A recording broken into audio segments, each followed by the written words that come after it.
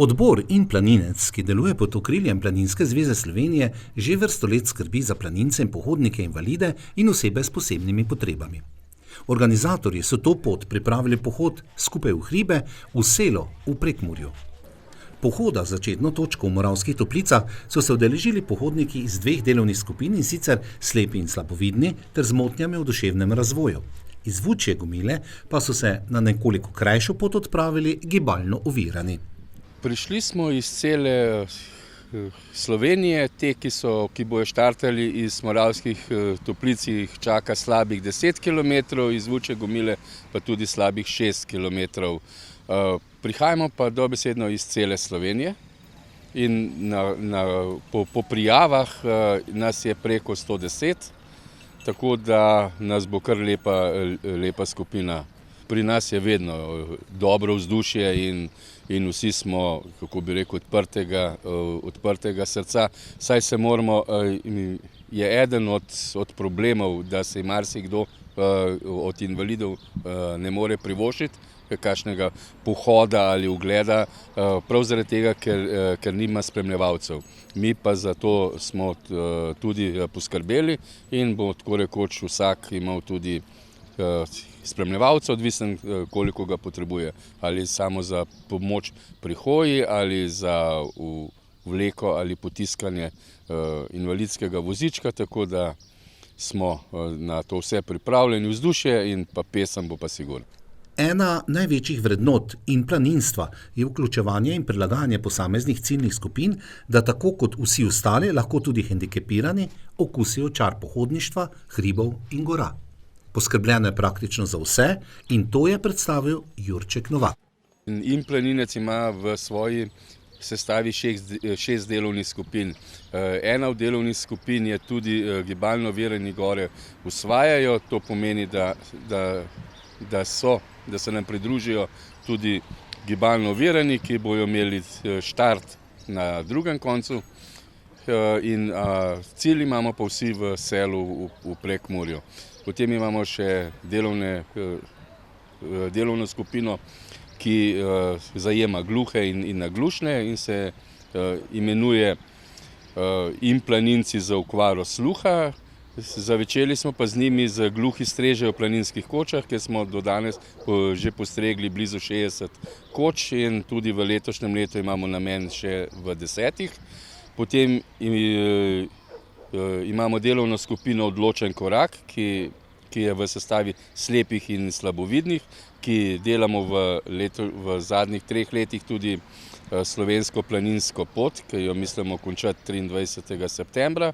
Potem je delovna skupina Nevrorazlični AMA, to je avtisti, motnja v duševnem razvoju in ADHD. In pa seveda vse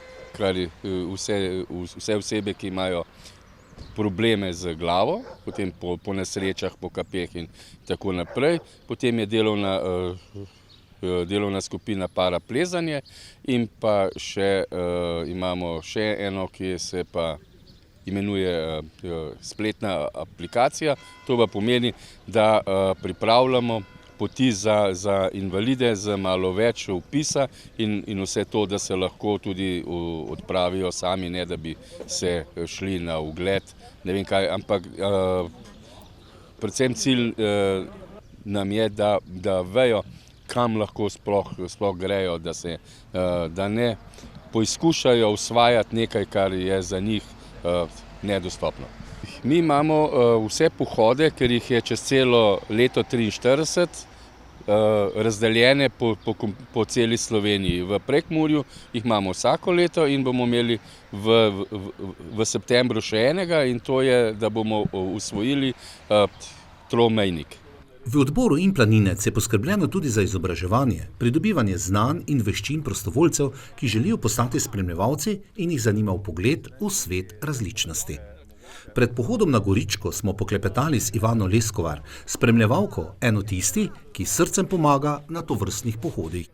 Kadarkoli je možno, se udeležim. Jaz sem si pravzaprav zadala cilj, zdaj v času, ko sem že v penziji, ko pravijo eni, da nimajo časa, jaz pravim, da ga imamo veliko in ga je potrebno koristno izpolniti.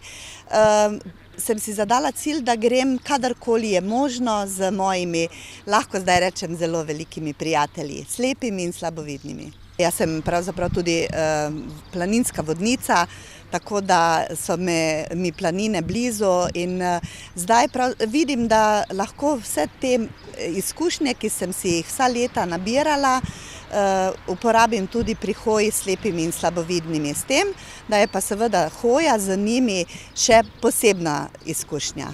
Vsakokrat grem z tem namenom, da se imam lepo in z to družbo, ki jo poznam, ki je za mene skoraj družina, lahko rečem, da mi je bilo vedno najlepše, vrhunsko in če je kdo pred televizijskimi ekrani tak, ki bi se rad pridružil, ga toplo vabim med naše vrste. Planinstvo in pohodništvo sta narodna športa ter domala slovenska identiteta. Lepoto pokrajin in gora pa lahko v polnosti doživijo tudi slepi in slabovidni z ustrezno podporo. Na takšen način spreminjajo stereotipe in miselnosti v družbi ter dokazujejo, da med videčimi in nevidečimi ni nepremostljivih razlik. Jana Führer, čeravno slepa, je zavzeta pohodnica in se udeležuje tudi paraplezanja. Ja, v okviru In planinca ne tako dolgo, ker smo to začeli leta 2019 oziroma 2020.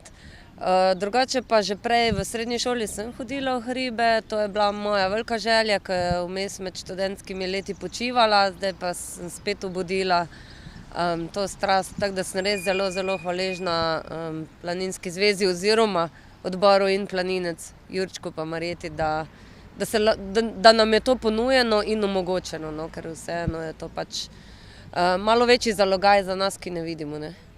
Zagotovo so spremljevalci tista naša vez med nami in naravo, po kateri hodimo. Velikokrat nas kdo vpraša, pa kaj imate vi sploh od tega, ko hodite v hribe? Pa pravimo, da zelo, zelo veliko, čeprav pač narave ne vidimo, jo občutimo preko drugih čutil oziroma z opisom naših najdražjih, no, jaz ne vem, res srčnih spremljevalcev, ki nam v bistvu to omogočajo. Jani in ostalim udeležencem pohoda smo zaželeli srečno pot in lahek korak. V družbo slepih in slabovidnih pa je to? Ja, pri nas je tudi odločen korak.